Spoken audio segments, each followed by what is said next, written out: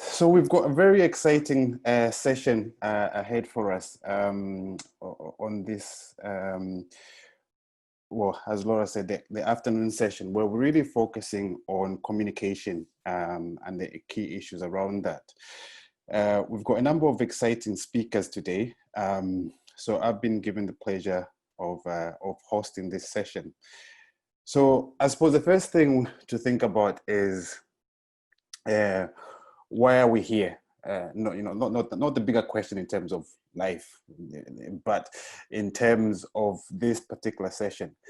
And I was thinking about this, and probably the best way to think of it is that many of us who are on social media platforms like WhatsApp have all had that message of, my friend's uncle who recently bought a cat from another friend's grandmother who works in a lab and has inside information on what you should do to stop you getting coronavirus. You really have to kind of disentangle to wake up who's the contact and everything else. But in any case, that for me just kind of highlights the age that we're in right now, friends and colleagues, that the age of misinformation we're living in. So what we're going to do today is we'll be hearing from the 4 organizations who work closely together and will give us an understanding of what has worked well when communicating messages around COVID-19. And one of the projects that they were involved in, so in terms of the organization, we've got BBC Media Action, we've got Global Project, we've got Internews, Rooted in Trust Project, we've got Translators Without Borders, and then we've got Evidence Aid. So they were all involved in this H2H project. And one of the key aim around this was countering misinformation by listening to community perspectives and responding with trustworthy information in relevant languages and accessible formats. So what does that mean? Essentially, it means that they were out there to try and cipher out from all this misinformation that's going around to let people know what are the key things that they should know. So I thought that if I just use the information I was given, it would be a bit dry, to be honest. And that's why I've roped in one of the speakers to give us a bit more info on this.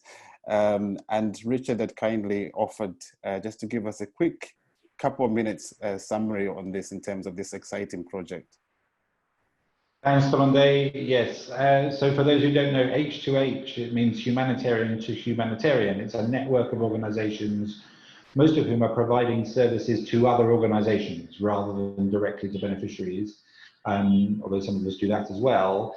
And we're all in that network. And one of the things the network has is a fund so that they can quickly respond to humanitarian needs around the world. And right back in February, H2H Network activated that fund, and the 4 of us were organizations that were funded to provide services, particularly looking at countering the infodemic.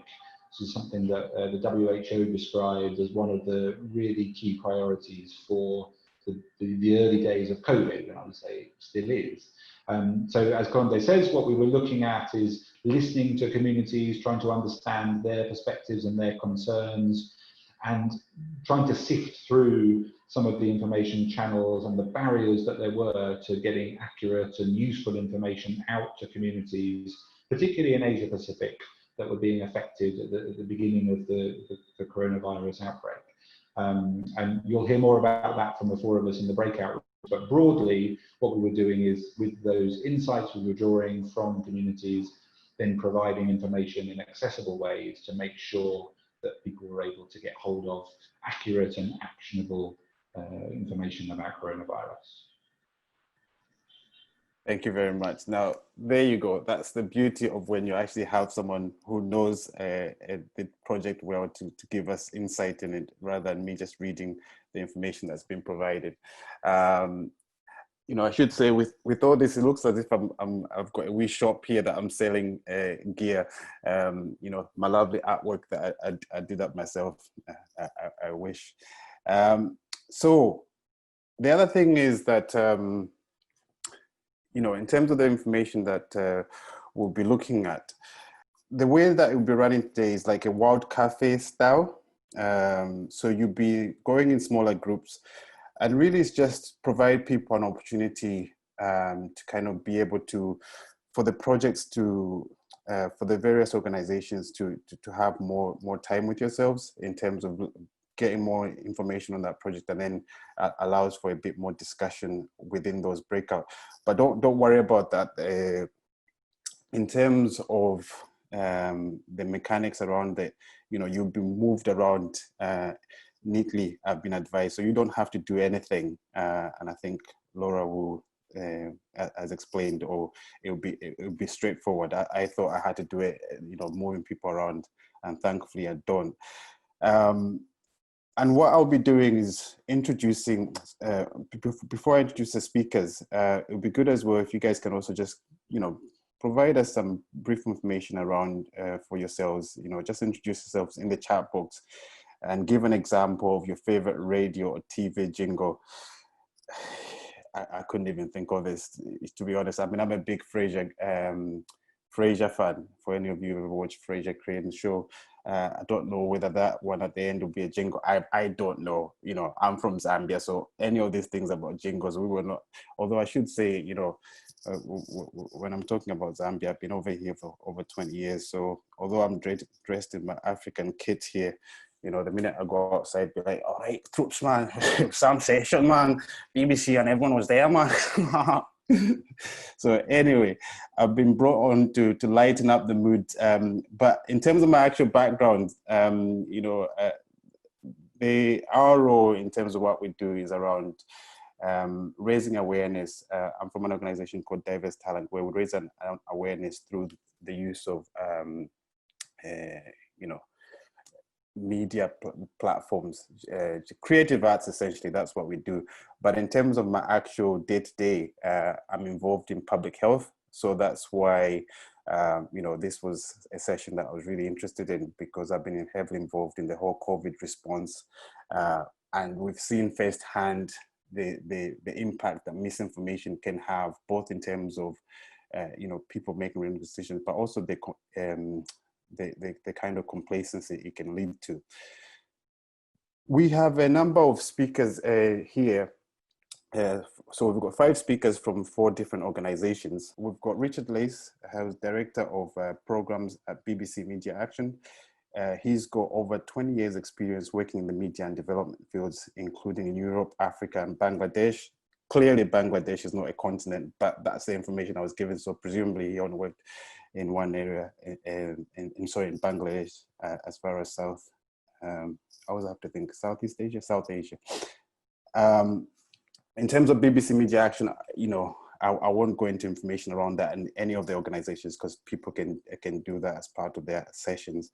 Then we've got Irene Scott, who's the Global Project Director for Internews Rooted in Trust project, that's working to combat COVID-19 rumors and misinformation in a number of countries globally, including Lebanon, Sudan, Colombia, Afghanistan, and so on. So, they've done a lot of work in terms of how they tackle misinformation and increase trustworthiness in communities. We've got Ellie Kemp, who's the head of crisis response at Translators Without Borders. Ellie leads the humanitarian team at the Translators Without Borders and supports humanitarian organizations to communicate more effectively with people they're safe to speak. She's got vast experience in this field, and her previous role was she worked as a translator before moving into the humanitarian response. So again, with all these speakers, we are fortunate to have people who have vast amount of experience in these areas. We've got Ben Heaven at Evidence. So 2 people from Evidence Aid. So Ben is the chief executive at Evidence Aid, and Ben has been a practitioner in humanitarian aid and development work for more than 20 years. Again, in various regions across the world, Sub-Saharan Africa and the former Yugoslavia. Claire Allen also works with Evidence Aid since 2011. She works very closely with Ben, clearly from the same organization. And her background is with Cochrane. For people who are not familiar with Cochrane, it's an organization that, you know, really pushes for evidence-based, information. So for Evidence Aid, it's in the name, essentially. They're really trying to ensure that the work that they're doing is evidence-based. Can I invite potentially Irene to start and give us a 5-minute summary of your lovely key learnings, Irene? Okay, great. Yeah, so thanks everyone. As my key findings are slowly coming up, Internews' role in the H2H project was really looking at trying to understand the information ecosystem, thank you, through rumours. And so we were working with Translators Without Borders and of course with BBC Media Action as well to do social listening in 8 languages. So the idea was really to see what people were talking about, the questions and concerns about COVID-19, and to use that as a way for us to understand how the community was feeling at that time and basically how to respond to that community. If we go to the next slide.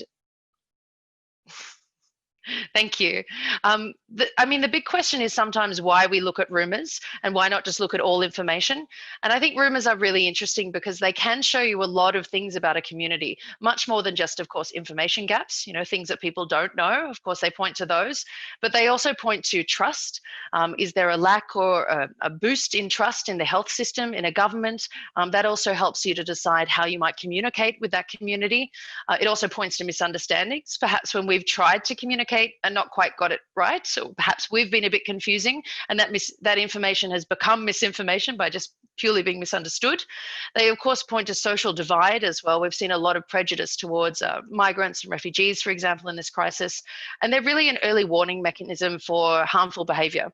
So if people are about to undertake behavior that's harmful to themselves, to their community, or perhaps encourage people to stop accessing testing and treatment.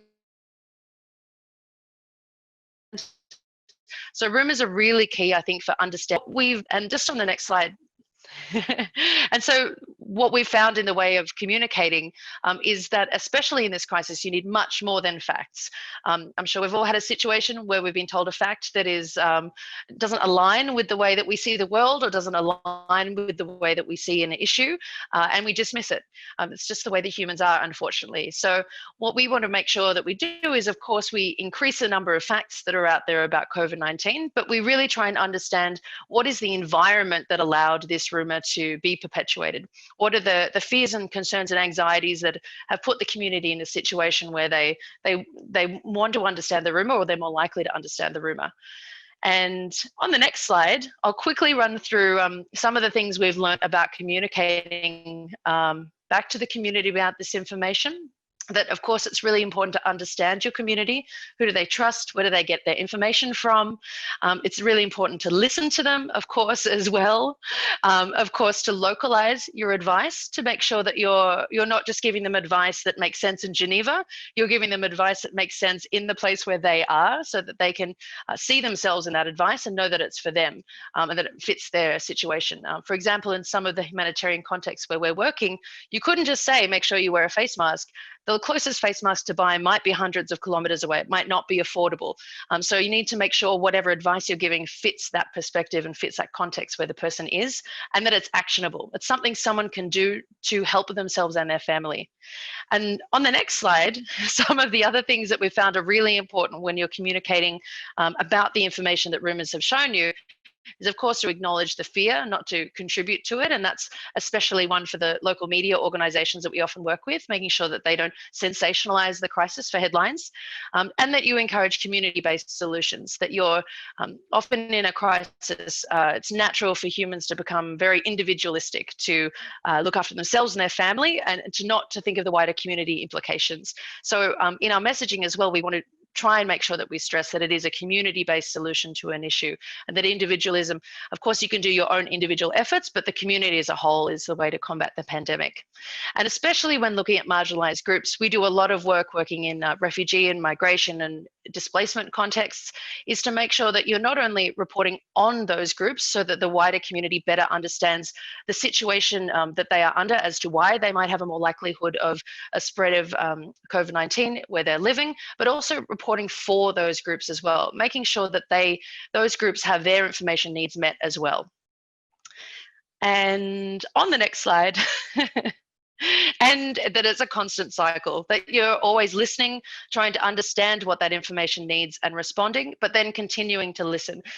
Because with every piece of information you give, there are always more questions. It's a conversation with the community. So we can't just listen at one stage, do an assessment, deliver some information and consider our job done. It needs to be a constant cycle of listening for the follow-up questions, responding, and continuing to build trust with the community that way. Thank you. Wow, Irene, that was amazing. Richard, going backwards, you're next on my slide deck. Would you like to give us a 4 minute, if you can, overview of your lessons? Sure, and kudos to Irene for doing that, lots that we resonate with, and also for being awake at midnight in Australia to do it. I'm in Dhaka in Bangladesh, where we were part of the regional work on COVID for BBC Media Action. We'll maybe go to the next slide, thanks Laura. And our principal role was producing content to help get across correct information. So building on a lot of the listening that Internews were doing, and then working closely with TWB and Evidence Aid, looking at what we could produce that was going to get across the correct information. And we did that mostly in Asia, but a lot of the material that we produced was designed to be used across different countries. So you can see there all the different countries that picked up that content in the first 3 months of the pandemic from March. Next slide will show us some of the examples of the content we produced. So the top left there is one of the global Facebook pieces we did on misinformation, encouraging people to think before they shared on Facebook. Bottom middle is in Bangladesh, here where I am, where we worked in the Rohingya camps with audio information for a population that really can't read very well. And bottom right is an example from Myanmar, where we have a guy called Daung, who's a very famous social media guy who got picked up all over TikTok for a Corona piece based on a traditional folk song. And I think one of the learnings there was that local approach was really, really important. Even though there were some things that we could do globally, actually listening and responding to the myths and the rumors that were circulating in a particular place, and using the channels that people trusted, the techniques that we already knew would work, sort of the right type of humor if you're using something funny, or the proper type of language that we know people are going to understand, is absolutely vital in making sure that we've got a good channel to those audiences. And then the final slide I'll show is just about integration and making sure that we've got good links to existing trusted networks in the countries where we were working. And those networks are really important because they provide a way for us to get information out to communities through, for example, a very, very local community organization, or maybe a disabled people's organization, maybe an organization that's already working with an indigenous group, making sure that the trust that has been built over years can be utilized to transmit information, but also making sure that we can understand what those communities are worried about. And this example from Bangladesh is a bulletin that we still produce now, which takes what those really local organizations are hearing from different populations and turns that into an information product that the UN, that the government, that other NGOs can use to inform the way that they are then responding to and listening to the communities that they're trying to serve. So that's just the beginning of it, but the local approach, using those trusted networks and building on what we already know about how people think, feel, their cultural identity, how they respond to different communication channels and how they trust them, really, really important. Thank you, Richard. Evidence Aid, Claire and Ben, you're next on my backwards slide. So I'd like to invite you to spend about 4 minutes giving us a summary of your learnings. Hi, everyone. Thanks, Laura. Apologies to those who've heard bits of this before. Just to kind of, so obviously we were, I suppose Evidence Aid's role within this project was to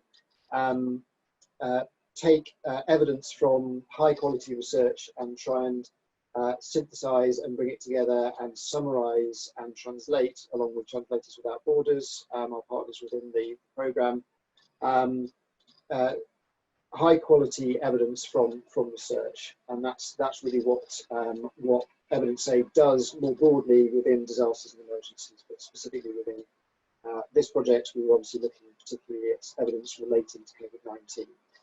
And evidence synthesis has had a bit of a moment, you know, in relation to COVID-19. I think it's a bit more high profile than perhaps it's been in the past. We've got to understand why it's important now, which is that, you know, it's important to kind of channel evidence to decision makers so that they can make effective decisions based on evidence. And there really hasn't ever been a need or a clearer need for high quality evidence to inform public policy decisions. There's never been a greater urgency around producing timely research. Research generally moves rather slowly in whatever area of research you care to look at, but there's been a huge amount of demand for very speedy, responsive evidence from decision makers to make often very high stakes decisions very quickly. And there's never been a greater need also to distinguish between high quality evidence on the one hand and poor quality research on the other hand, where you have a risk of bias or inaccuracy and where wrong decisions can be made because of that evidence. Part of the issue though, alongside all of the misinformation that our partners at Internews and BBC Media Action have been talking about, is actually there is just a huge amount of science as well as a huge amount of good quality information, never mind all fake news and poor quality information. So the first known scientific paper on COVID-19 was published back in January by a team out of Hong Kong. By April there were 3,000 published papers. By May there were 23,000 papers. By you know, now we're looking at, I mean, we've kind of lost the plot here, but it's probably about 40,000 published, peer-reviewed, in most cases, scientific papers in journals. So it's an absolutely huge amount of information. And actually, far from contributing to a better quality response, you could argue actually that sheer quantity of information has almost been a contributing factor to the infodemic.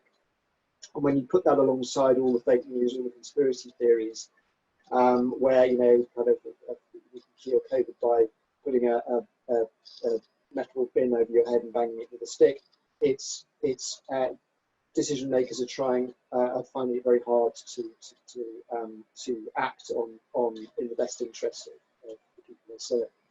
Next slide, please. So Evidence Aid launched our portal back in early February. An early iteration of it was kind of developed throughout March. The final format of it was developed in March. And to our knowledge, it's the first of its kind where people someone was bringing together research and summarising it and translating it. We've summarised over 400 evidence reviews on lots and lots of different topics, from both from managing and preventing the disease on one hand to the economic and social impacts on the other, so how to mitigate those. And what we do is take those reviews and we summarise them in 1 to 200 words, synopses, and we translate those summaries into different languages, including Arabic, Spanish, Portuguese, Chinese, and we publish those online. And to date we've been accessed. Our web resources have been accessed by over 350,000 people worldwide, the vast majority of whom are from LMICs. And we've worked primarily through a voluntary-based system. So we have a global team of volunteers who summarise the research for us. Many of them are either retired academics or kind of working in their free time. So they're highly qualified people, but mostly working voluntarily for us. Next slide, please. So in terms of the kind of lessons I would pick out from this, I think, you know, the first is, and there's been a lot of talk about, there's lots of conversation about this recently actually, the science is rarely conclusive. It rarely gives you an absolute answer, and the answer may change over time as more evidence is generated. So decision makers need to be educated to actually work with uncertainty you very rarely get an absolute clear answer, and face mask is the classic golden example. Decisions, you know, as both Internews and BBC Media Action have really eloquently been talking about, decisions need to be taken not just on the basis of, if you like, the global evidence base, but on local variables and context. For example, the affordability of certain interventions. Evidence doesn't let you off the hook from making a choice at the end of the day, and that choice may still be wrong. When communicating evidence in disasters, less is more. So you are dealing with an exceptionally circumstance, and you know, researchers and people working within the science and wider research community want to talk about the detail, but decision makers don't necessarily have the time to engage with the detail. So we have to tailor our communications to the needs of the people using the information, and we have to be prepared to adapt. And you know, evidence from our own web platform and from the social media we use means that, you know, shows that actually very often you are dealing in time frames, people engaging with individual pieces of evidence of seconds, not minutes or hours or days. You're not, you know, people can't engage with a 200-page scientific document. They can perhaps engage with a tweet or an absolutely sort of pared down summary. So we have to be prepared to deal with that. Next slide, please. So what we're really talking about is we're trying to kind of arrive at a balance really between too little information, where you run the risk of diminishing the evidence or kind of misrepresenting the evidence, and too much information where people simply won't engage. And we're looking for a balance there between different factors of what the affected population is telling you, what the practitioners are telling you about from their own experience and knowledge about the local context, and you're looking at the local data and local pragmatic considerations, and you're triangulating that with what the evidence says. Thank you very much. Thank you, Ben. Ellie, you've got exactly 5 minutes, and then we're going to have to wrap up and take questions on the discussion forum. So Ellie, thank you. Thanks very much, Laura. The great thing about collaborating with this little group of organisations is that we all come from very much the same angle. Yeah, some of the things I was going to say today already been said by others, and that's a good thing. We are the language people. Translators Without Borders supports organisations to communicate with and listen to people affected by crises in the languages, in their own languages, in the languages and formats that they best understand and are most comfortable with. So what I wanted to do was pull out 3 top-line language lessons from our involvement in the COVID-19 response so far. If we could move to the next slide, Laura. Thank you, and apologies likewise to those who did hear a version of this earlier. This is the high-speed version. The first thing is that if we want to communicate effectively, we need data about the languages people speak and understand. We cannot base it on assumptions, which I'm afraid is largely what we've done in the humanitarian sector so far.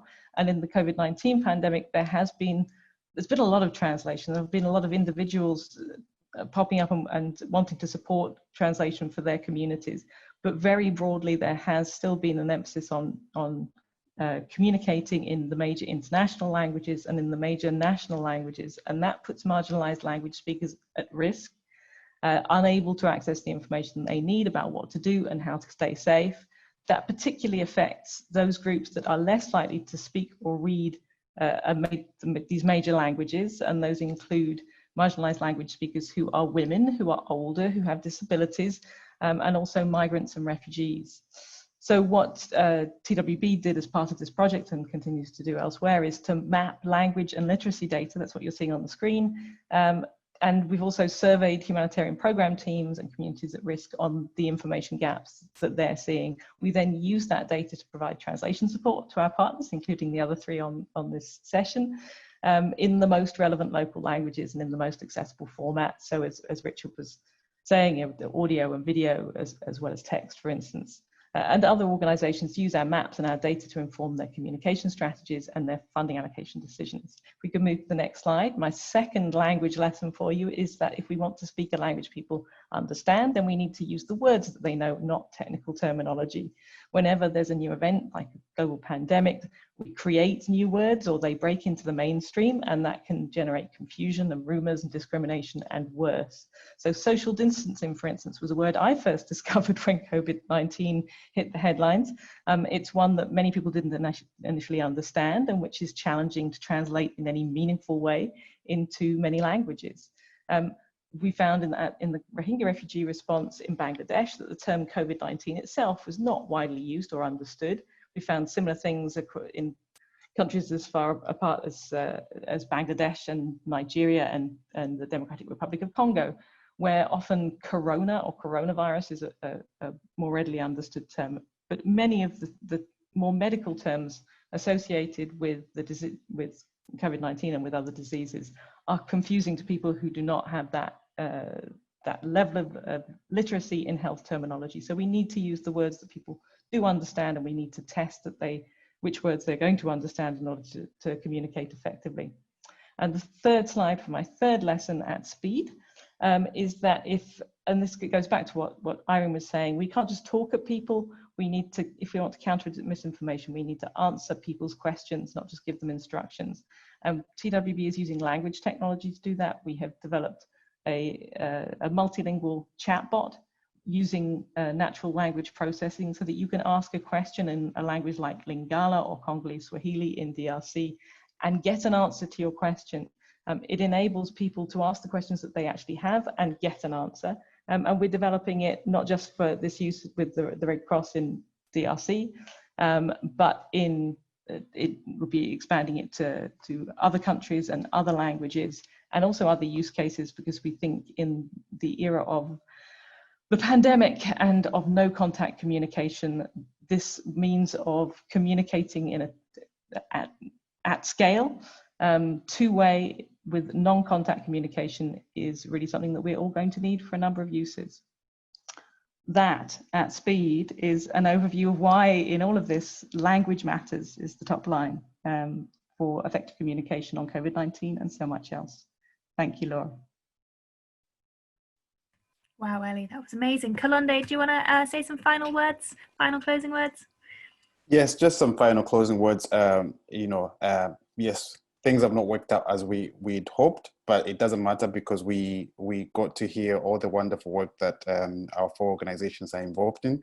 So first and foremost, thank all the participants who joined us for us today, because this is the only way that we can share information with one another. And then for our 5 speakers, that was really appreciated, especially with the challenges to having to adapt as you did. It is fantastic. And then to the Alliance for putting this together. I appreciate things didn't work out as you'd planned, but that's how things go. We'll learn from this in terms of what to do next time. But nonetheless, thank you for your quick thinking in changing it around, so we still managed to have a wonderful session. So thank you so much for your help. And there's in terms of the discussion as been put in there, Ruth has put the link. Any questions that you have, please. The conversation doesn't have to stop here. You can put them through there, and our speakers will be able to respond, and the Alliance can also follow up on that. So thank you very much, and have a nice afternoon. Enjoy the rest of the summit.